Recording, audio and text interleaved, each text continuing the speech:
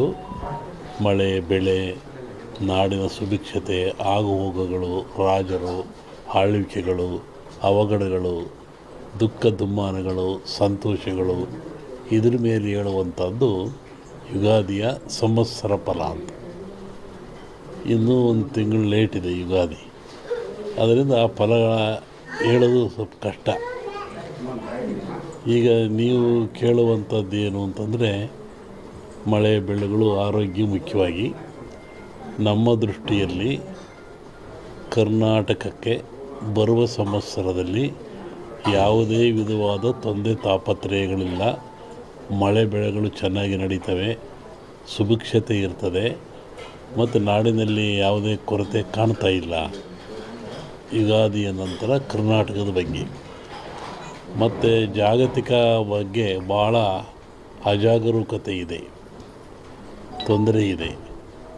ಹೋದ ವರ್ಷಕ್ಕಿಂತಲೂ ಹೆಚ್ಚಿನ ಭೀಕರತೆ ಕಾಡುವ ಲಕ್ಷಣ ಇದೆ.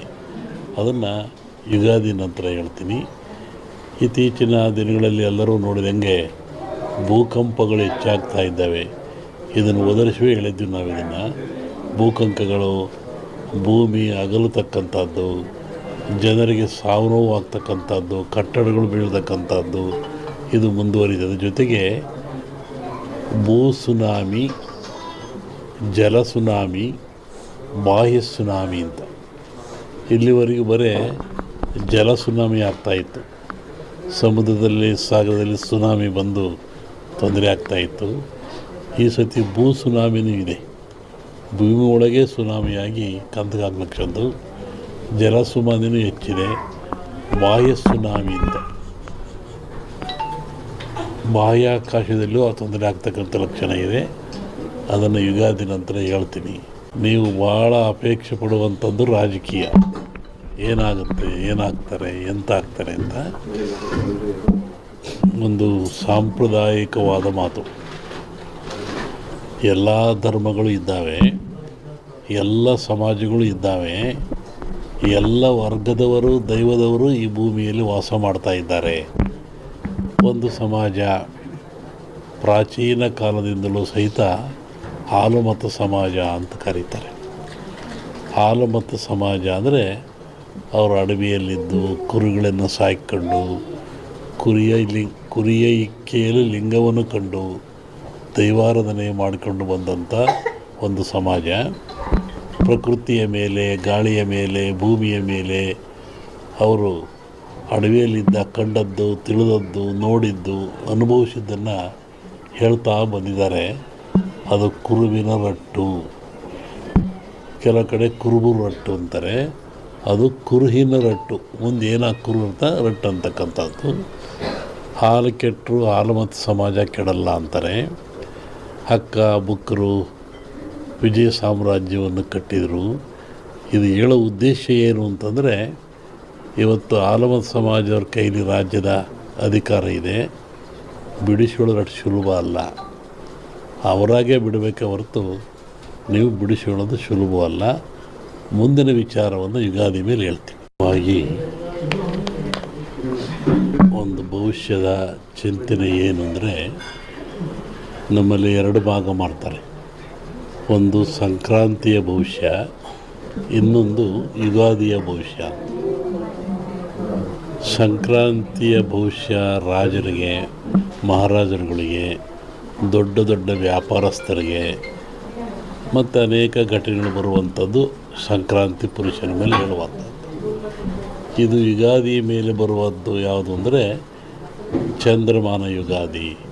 ಚಂದ್ರನನ್ನು ಆಧಾರವಾಗಿರಿಸಿಕೊಂಡು ಮಳೆ ಬೆಳೆ ನಾಡಿನ ಸುಭಿಕ್ಷತೆ ಆಗುಹೋಗುಗಳು ರಾಜರು ಆಳ್ವಿಕೆಗಳು ಅವಘಡಗಳು ದುಃಖ ದುಮ್ಮಾನಗಳು ಸಂತೋಷಗಳು ಇದ್ರ ಮೇಲೆ ಹೇಳುವಂಥದ್ದು ಯುಗಾದಿಯ ಸಂವತ್ಸರ ಫಲ ಅಂತ. ಇನ್ನೂ ಒಂದು ತಿಂಗಳು ಲೇಟ್ ಇದೆ ಯುಗಾದಿ, ಅದರಿಂದ ಆ ಫಲಗಳ ಹೇಳೋದು ಸ್ವಲ್ಪ ಕಷ್ಟ. ಈಗ ನೀವು ಕೇಳುವಂಥದ್ದು ಏನು ಅಂತಂದರೆ ಮಳೆ ಬೆಳೆಗಳು ಆರೋಗ್ಯ ಮುಖ್ಯವಾಗಿ ನಮ್ಮ ದೃಷ್ಟಿಯಲ್ಲಿ ಕರ್ನಾಟಕಕ್ಕೆ ಬರುವ ಸಂವತ್ಸರದಲ್ಲಿ ಯಾವುದೇ ವಿಧವಾದ ತೊಂದರೆ ತಾಪತ್ರಯಗಳಿಲ್ಲ. ಮಳೆ ಬೆಳೆಗಳು ಚೆನ್ನಾಗಿ ನಡೀತವೆ, ಸುಭಿಕ್ಷತೆ ಇರ್ತದೆ ಮತ್ತು ನಾಡಿನಲ್ಲಿ ಯಾವುದೇ ಕೊರತೆ ಕಾಣ್ತಾ ಇಲ್ಲ. ಯುಗಾದಿಯ ನಂತರ ಕರ್ನಾಟಕದ ಬಗ್ಗೆ ಮತ್ತು ಜಾಗತಿಕ ಬಗ್ಗೆ ಭಾಳ ಅಜಾಗರೂಕತೆ ಇದೆ, ತೊಂದರೆ ಇದೆ. ಹೋದ ವರ್ಷಕ್ಕಿಂತಲೂ ಹೆಚ್ಚಿನ ಭೀಕರತೆ ಕಾಡುವ ಲಕ್ಷಣ ಇದೆ. ಅದನ್ನು ಯುಗಾದಿ ನಂತರ ಹೇಳ್ತೀನಿ. ಇತ್ತೀಚಿನ ದಿನಗಳಲ್ಲಿ ಎಲ್ಲರೂ ನೋಡಿದಂಗೆ ಭೂಕಂಪಗಳು ಹೆಚ್ಚಾಗ್ತಾ ಇದ್ದಾವೆ. ಇದನ್ನು ಒದರಿಸುವೇ ಹೇಳಿದ್ವಿ ನಾವು. ಇದನ್ನು ಭೂಕಂಪಗಳು, ಭೂಮಿ ಅಗಲತಕ್ಕಂಥದ್ದು, ಜನರಿಗೆ ಸಾವು ನೋವು ಆಗ್ತಕ್ಕಂಥದ್ದು, ಕಟ್ಟಡಗಳು ಬೀಳ್ತಕ್ಕಂಥದ್ದು ಇದು ಮುಂದುವರಿದ ಜೊತೆಗೆ ಭೂ ಸುನಾಮಿ, ಜಲ ಸುನಾಮಿ, ಬಾಹ್ಯ ಸುನಾಮಿ ಅಂತ ಇಲ್ಲಿವರೆಗೂ ಬರೀ ಜಲ ಸುನಾಮಿ ಆಗ್ತಾಯಿತ್ತು. ಸಮುದ್ರದಲ್ಲಿ, ಸಾಗರದಲ್ಲಿ ಸುನಾಮಿ ಬಂದು ತೊಂದರೆ ಆಗ್ತಾಯಿತ್ತು. ಈ ಸತಿ ಭೂ ಸುನಾಮಿನೂ ಇದೆ. ಭೂಮಿ ಒಳಗೆ ಸುನಾಮಿಯಾಗಿ ಕಂದಗಾಗ್ಲಕ್ಕಂದು ಜಲ ಸುನಾಮಿನೂ ಹೆಚ್ಚಿದೆ. ಬಾಹ್ಯ ಸುನಾಮಿ ಅಂತ ಬಾಹ್ಯಾಕಾಶದಲ್ಲೂ ತೊಂದರೆ ಆಗ್ತಕ್ಕಂಥ ಲಕ್ಷಣ ಇದೆ. ಅದನ್ನು ಯುಗಾದಿ ನಂತರ ಹೇಳ್ತೀನಿ. ನೀವು ಭಾಳ ಅಪೇಕ್ಷೆ ಪಡುವಂಥದ್ದು ರಾಜಕೀಯ. ಏನಾಗುತ್ತೆ, ಏನಾಗ್ತಾರೆ, ಎಂತ ಆಗ್ತಾರೆ ಅಂತ ಒಂದು ಸಾಂಪ್ರದಾಯಿಕವಾದ ಮಾತು. ಎಲ್ಲ ಧರ್ಮಗಳು ಇದ್ದಾವೆ, ಎಲ್ಲ ಸಮಾಜಗಳು ಇದ್ದಾವೆ, ಎಲ್ಲ ವರ್ಗದವರು, ದೈವದವರು ಈ ಭೂಮಿಯಲ್ಲಿ ವಾಸ ಮಾಡ್ತಾ ಇದ್ದಾರೆ. ಒಂದು ಸಮಾಜ ಪ್ರಾಚೀನ ಕಾಲದಿಂದಲೂ ಸಹಿತ ಹಾಲುಮತ ಸಮಾಜ ಅಂತ ಕರೀತಾರೆ. ಹಾಲುಮತ ಸಮಾಜ ಅಂದರೆ ಅವರು ಅಡವಿಯಲ್ಲಿದ್ದು ಕುರಿಗಳನ್ನು ಸಾಯ್ಕೊಂಡು ಕುರಿಯ ಇಕ್ಕೆಯಲ್ಲಿ ಲಿಂಗವನ್ನು ಕಂಡು ದೈವಾರಾಧನೆ ಮಾಡಿಕೊಂಡು ಬಂದಂಥ ಒಂದು ಸಮಾಜ. ಪ್ರಕೃತಿಯ ಮೇಲೆ, ಗಾಳಿಯ ಮೇಲೆ, ಭೂಮಿಯ ಮೇಲೆ ಅವರು ಅಡವಿಯಲ್ಲಿದ್ದ ಕಂಡದ್ದು, ತಿಳಿದದ್ದು, ನೋಡಿದ್ದು, ಅನುಭವಿಸಿದ್ದನ್ನು ಹೇಳ್ತಾ ಬಂದಿದ್ದಾರೆ.